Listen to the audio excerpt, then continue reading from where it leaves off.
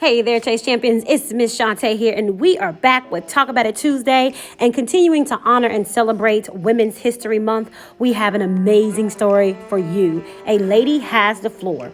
It is a story about Belva Lockwood and how she speaks out for women's rights. By Katie Hannigan, illustrated by Alison Jay. Belva Bennett liked to race through fields, chase stray cows, and tend to chores from sunup to sundown with her brother and sister. Bright-eyed and dirty-faced, Belva was not afraid of snakes or rats or nothing. She could hold her own with any of the boys in Niagara County, New York.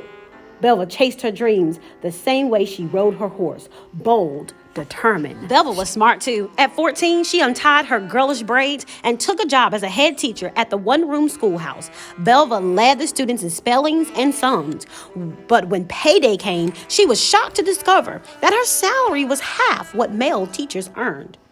Are women not worth the same as men? Belva spent her whole life asking that question. Has God given to one half of his creatures talents and gifts that are but as a mockery wings, but not to fly? Belva set her sights on a teaching degree, but her father disapproved. College is for men, no women allowed. Belva packed her bags, wanting to see for herself.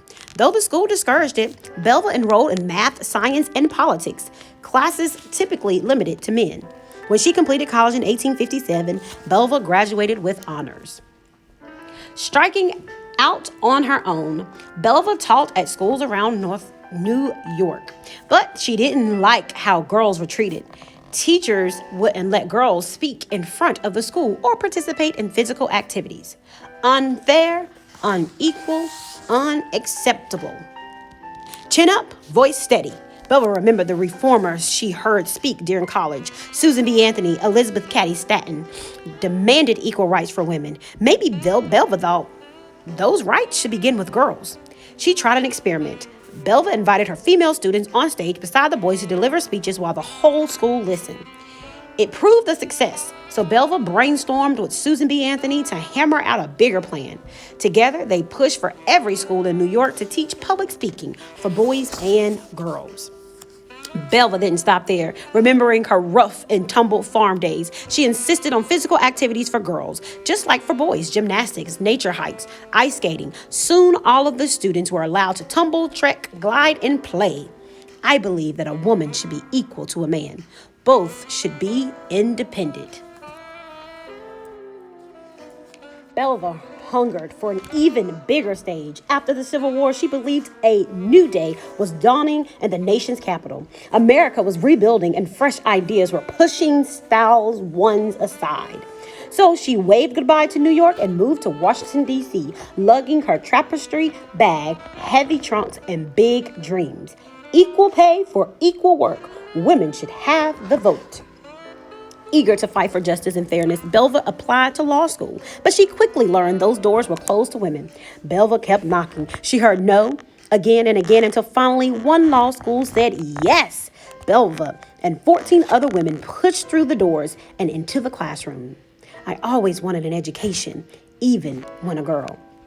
Her lamp burning late into the night, Belva read, wrote, and memorized. But the school blocked women from attending lectures and studying with men. One by one, the other women began to quit. When it came time for graduation, the male students refused to sit beside the remaining women on stage. No women. Embarrassing. Ridiculous. Belva hung on even when the school refused to present her with a diploma. I was not to be squelched so easily. In September 1873, Belva wrote a letter to the president of the university. His name was Ulysses S. Grant, and he was also president of the United States. I have passed through the curriculum of study in school, and I am entitled to and demand my diploma. Days later, Belva opened her door to a special delivery. It was her diploma. With President Grant's swooping signature clear to see, Belva stood proud as one of the first women in America to earn a law degree. An attorney now, Belva helped poor widows Civil War veterans, and freed slaves fight for what they deserved. But certain high courts refused to let women lawyers argue. Bang, bang, sounded the gavel. Sit down, shouted the judge. Fight, fight, fight, everlastingly, not with your claws and fists, but with your wits. Belva protested to the U.S. Supreme Court, the highest court in the land. The justices there told her what she already heard before. No woman allowed. Belva refused to be silenced. Belva battled for a woman's right to practice law in any court. Nothing was too daring for her to attempt. Over 5 years, she drafted new rules, lobbied congressmen to her side, and argued for equality. In 1879, Belva won, standing tall before the marble column and the 9 black-robed judges. Belva filled the chambers of the Supreme Court for the first time in American history with a woman's voice. Bold, determined, strong. A lady has the floor.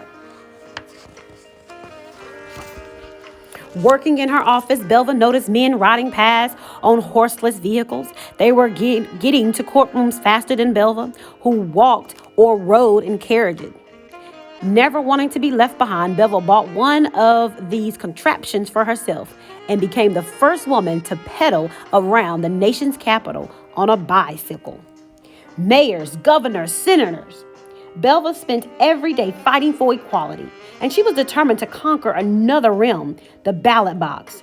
She called for women's suffrage, the right to vote, and clamored for women's voices in law and governing. Why not nominate women for important places? It's not Victoria, Empress of India.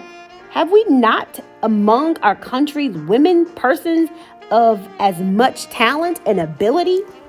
Is not history full of precedents of women rulers? It is quite the time that we had our own party and our own platform and our own nominees. We shall never have equal rights until we take them.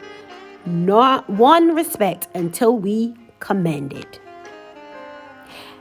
As the 1884 presidential election grew closer, Belva lost patience with her old friends, Susan B. Anthony and Elizabeth Cady Stanton. If women wanted to vote, they should seize the moment. She mailed a letter to women's newspaper urging women to act.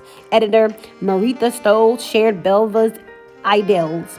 Having run for governor of California in 1882, Martha was ready to see women enter political contests. Martha fired a letter right back and said the National Equal Rights Party was nominating Belva for president and Martha as her running mate. It was September, only 2 months until the election. Belva got busy. She jumped onto a train and campaigned from town to town. I cannot vote, but I can be voted for. Her opponents got busy too. Men paraded through the streets in bonnets and gowns making fun of Belva. Newspapers said she dyed her hair, wore scarlet underwear while riding her bicycle, anything to embarrass her. I never stopped fighting. My cause was the cause of thousands of women. Belva ignored them and she kept right on campaigning, bold, determined, strong. I was not ready to stand. It was not for the numbers of votes I should get, but for the chance to prove that a lady can be a candidate. When Election Day arrived, November 1884, Belva's name was printed in clear letters, as strong a statement as any she made in classrooms and courtrooms. The first woman to appear on a ballot for president, she received more than 4,000 votes. It wasn't enough to beat Grover Cleveland for the White House, but it was enough to start people thinking. Bold, determined, strong, Belva Bennett Lockwood was not afraid to raise her voice so that everyone, girls and boys, women, men, African American and Native American widows and veterans could be heard in the classrooms, in the courtroom, in the White House. As always, Chase Champions, we hope that you enjoyed this story. Who are the important women in your life that makes a difference daily? Until next time.